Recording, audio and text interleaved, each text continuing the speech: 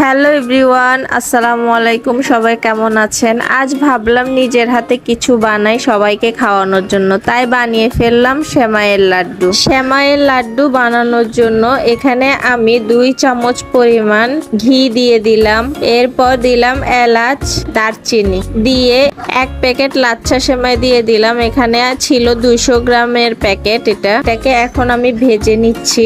নাড়তে নাড়তে দেখুন এটা ব্রাউন কালার হয়ে এসেছে। এখন আমি একটা প্লেটে এটাকে ঢেলে নিয়েছি ঠান্ডা হওয়ার জন্য। এরপর এখানে আমি 1.5 কাপের মতো দুধ নিয়েছি। এটার মধ্যে আমি আধা কাপের মতো চিনি দিয়েছি। যার যার স্বাদ মতো আপনারা চিনিটা দিবেন। এরপর আমি একটু ফুড কালার অ্যাড করেছি, কালারটা একটু ডিফারেন্ট আসার জন্য। নেড়ে চেড়ে নেওয়ার পরে আরো একটু ফুড কালার দিয়ে দিলাম। এখন আমি ভাজা সেমাইটা এটার মধ্যে দিয়ে দিচ্ছি। ঘরের ভালোবাসা, ঘরের মিষ্টি। আমি সবসময় চেষ্টা করি সহজ উপকরণ দিয়ে কিছু বানাতে। আমার একটা অভ্যাস আছে, মাঝে মাঝে বাসায় বসে ভাবি আজ কিছু নতুন করি।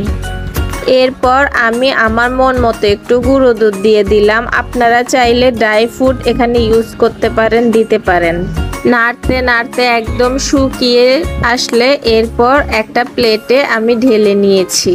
প্লেটে উঠানোর পর আমি মশলাগুলো ফেলে দিলাম। এরপর এটা কিন্তু গরম থাকা অবস্থায় গোল গোল শেপ দিয়ে নিতে হবে লাড্ডুর মতো। ঠান্ডা হয়ে গেলে সমস্যা হবে, অনেক সময় হবেও না। তাই গরম অবস্থায় চেষ্টা করবেন এটাকে গোল গোল শেপ করে বানিয়ে নিতে।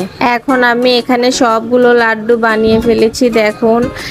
এখন আমি লাড্ডুগুলোকে গুঁড়ো দুধের মধ্যে ঘুরিয়ে ঘুরিয়ে মাওয়ার মতো করে নিচ্ছি। দেখুন একে একে আমি সবগুলোকে করিয়ে নিচ্ছি। এভাবে করলে দেখতে অনেক সুন্দর লাগে।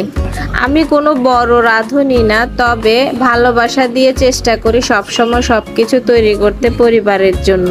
এই যে আমার লাড্ডু রেডি হয়ে গিয়েছে। কেমন হয়েছে বলুন তো? আল্লাহ হাফেজ।